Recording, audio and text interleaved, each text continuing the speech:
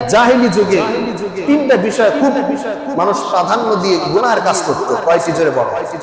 অনেক বেশি গুনাহ করতেন। এর ভিতরে তিনটি গুনাহ, তিনটি তাদের কাজ সবচাইতে নিকৃষ্ট মানের ছিল। সবগুলো নিকৃষ্ট, একেবারে জাহান্নামী কাজ। এর ভিতরে তিনটি কাজ করতে আরো বেশি খারাপ। এই তিনটি কাজের ভিতরে একটি হলো সামনাসামনি মানুষকে অপমান অপদস্থ করে দেওয়া। এটা জাহেলিয়াত যুগে রাসূল সাল্লাল্লাহু আলাইহি সাল্লামের জামানায় কাজটা ছিল যে সরাসরি কি করতেন? একজন আরেকজনকে অপমান অপদস্থ করে দিতেন। আপনি যদি 10 জন মানুষের সামনে অপমানিত হন, আপনার কষ্ট লাগবে না? জোরে বলেন। আপনার বাড়িতে বিয়ের আয়োজন, হঠাৎ একজন দরিদ্র মানুষ খেতে আসছে, তারও যে একটু প্রেস্টিজের ব্যাপার আছে না বাবা? একজন মানুষ খেলে কি আপনার খাবার শেষ হয়ে যাবে? জোরে বলেন। একজন মানুষ খেলে আপনার খাবার শেষ হয়ে যাবে? শেষ হবে না বাবা। তাহলে একজন মানুষ যখন খেতে বসেছে, আপনি বিয়ের আয়োজন, তাকে ধরে উঠিয়ে দিলেন, এই যাও, তোমার তো দাওয়াত দেওয়া হয়নি, তুমি খেতে বসছো কেন? হ্যাঁ, দাওয়াত ছাড়া খাওয়াটা ঠিক না, এটা ভালো কাজ না, নিচু মনের কাজ। তবে যারা অসহায় তারা যদি আসে, আপনি তাকে ফিরিয়ে দিবেন?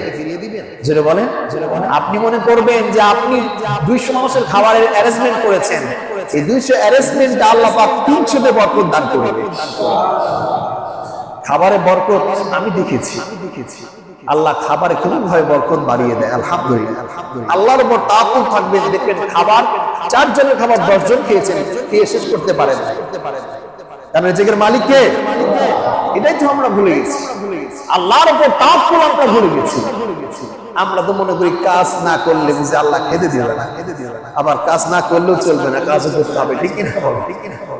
শুধু আমার বলছিলাম, তিনটি কাজ সবচেয়ে বেশি অপরাধ করতেন জাহেলি যুগে।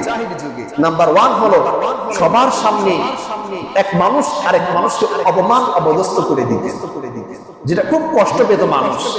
আপনাকে আজকে মসজিদে যদি একজন অপমান করে, বলেন আপনাকে যদি আরো বাইরে নিয়ে কথা বলতো 100টা, যতটা কষ্ট না পেতেন, সবার সামনে যদি আপনি কথাটা বলেন, কষ্ট বেশি লাগবে না?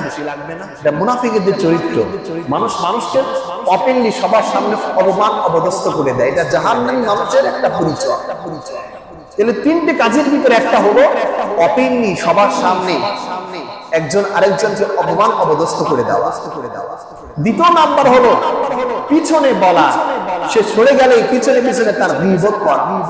এই জাহেলি যুগে এই তিনটির ভিতরে এই দুইটি ছিল সবচেয়ে বেশি। আর তৃতীয় নাম্বার হলো মানুষ শুধু মাল জড়া করতো, মাল আর মাল, ধন সম্পদ সব জড়া করতো, একটাও গরিব মানুষকে দিতেন না। এই তিনটা ছিল জাহেলি যুগে সবচাইতে নিকৃষ্টতম কাজ। যে কথাটি এসেছে সূরা হুমাযার তাফসীরে, যে তিনটি কাজ জাহেলি যুগে সবচেয়ে বেশি মানুষ গুনাহের কাজ করত। নাম্বার 1, মানুষের সামনে অপমান অপদস্থ করে দিত। নাম্বার 2, মানুষের গীবত করত। নাম্বার 3 হচ্ছে মানুষ শুধু মাল আর মাল জড়া করত, গরিব মানুষের মুখে খাবার তুলে দিত।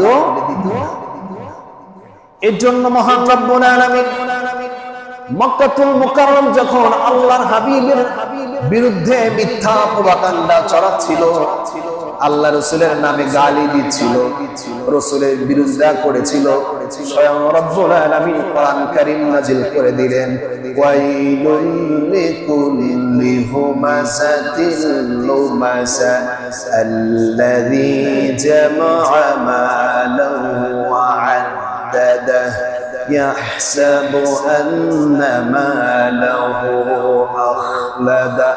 سبحان الله.